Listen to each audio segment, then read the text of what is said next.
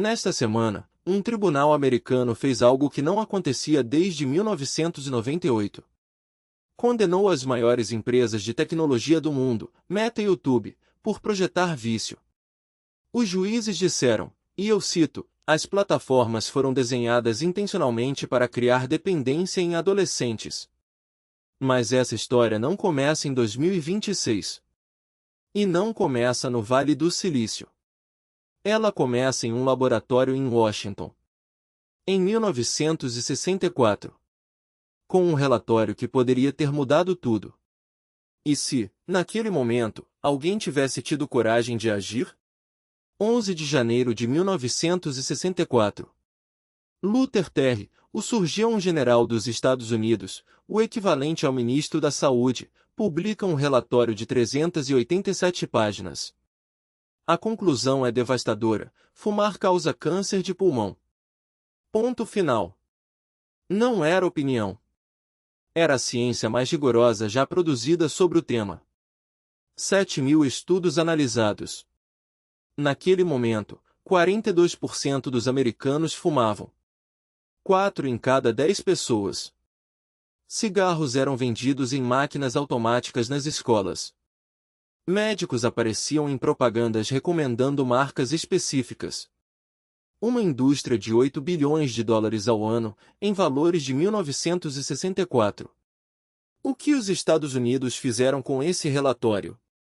Quase nada. Um aviso pequeno na lateral do maço.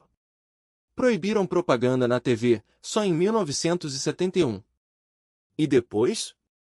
30 anos de lobby, 30 anos de mentiras, 30 anos de mortes evitáveis. A indústria do tabaco só foi punida em 1998. 34 anos depois. Mas e se? E se, em 11 de janeiro de 1964, Luther Terry tivesse ido além do relatório? E se o presidente Lyndon Johnson, que tinha acabado de assumir após o assassinato de Kennedy, e que estava buscando o maior legado social da história americana, tivesse olhado para aquelas 387 páginas e dito: chega! Proibição total da venda de cigarros nos Estados Unidos. Vigência imediata. Parece impossível? Johnson, naquele exato momento, estava lançando a guerra contra a pobreza e preparando o Civil Rights Act. Ele queria mudar a América. E se o cigarro tivesse entrado na lista? A consequência mais óbvia, e a mais brutal.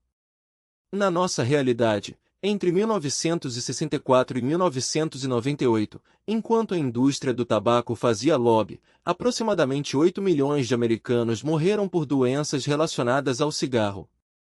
8 milhões. Se a proibição tivesse sido em 64, metade dessas mortes teria sido evitada. 4 milhões de pessoas que teriam vivido. Avós que teriam conhecido seus netos.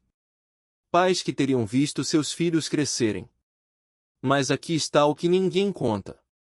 A indústria do tabaco não apenas vendeu cigarros por 34 anos após a prova científica. Ela inventou o manual moderno de lobby corporativo. Financiar cientistas para produzir dúvida. Criar institutos de pesquisa falsos. Processar jornalistas. Comprar congressistas. O playbook inteiro que a indústria do petróleo usou para negar mudança climática. Copiado do tabaco. A estratégia que Big Tech usou para negar que redes sociais causam vício? Copiada do tabaco. Se o cigarro tivesse sido banido em 1964, esse manual nunca teria sido aperfeiçoado. E sem ele, a Exxon não teria conseguido atrasar a regulação climática por 30 anos. E Mark Zuckerberg não teria um modelo a seguir quando o Congresso começou a fazer perguntas. Em 1964, a indústria do tabaco empregava 500 mil americanos diretamente. Uma proibição teria causado um terremoto econômico. Estados como Virgínia, Carolina do Norte e Kentucky teriam entrado em colapso. Mas aqui é onde fica interessante. Na nossa realidade, esses estados eventualmente perderam a indústria do tabaco de qualquer forma, lentamente, ao longo de décadas. Se a transição tivesse sido forçada em 64, no auge do investimento federal da era Johnson, esses estados poderiam ter sido reconvertidos.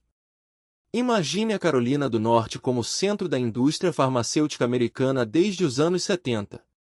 Na nossa realidade, isso só começou a acontecer nos anos 2000. E o efeito dominó. Se os Estados Unidos banissem o cigarro em 64, o mundo seguiria. A Europa provavelmente em 5 anos. O Japão em 10. A OMS estimou que, no século XX inteiro, o tabaco matou 100 milhões de pessoas no mundo. 100 milhões. Se a proibição americana tivesse desencadeado o movimento global em 64, dezenas de milhões dessas mortes teriam sido evitadas. Agora volte para 2026. Neste exato momento, Meta e YouTube foram condenadas por usar exatamente o mesmo manual que a Marlboro escreveu nos anos 60. Vício por design. Dúvida manufaturada. Lobby comprado. Se o cigarro tivesse caído em 64, esse manual teria morrido com ele. E talvez, quando o Facebook surgisse em 2004, a primeira reação do governo não seria "vamos esperar e ver". Seria "já vimos isso antes". Nunca mais. O ponto de virada foi 11 de janeiro de 1964. Naquele dia, a ciência disse com clareza absoluta: isso mata. E o poder escolheu esperar. 62 anos depois, a história se repete. A ciência diz com clareza absoluta: isso vicia. A pergunta é: vamos esperar mais 30 anos de novo? O que você acha? Se o cigarro tivesse sido banido em 1964, o Facebook teria sido regulado em 2004?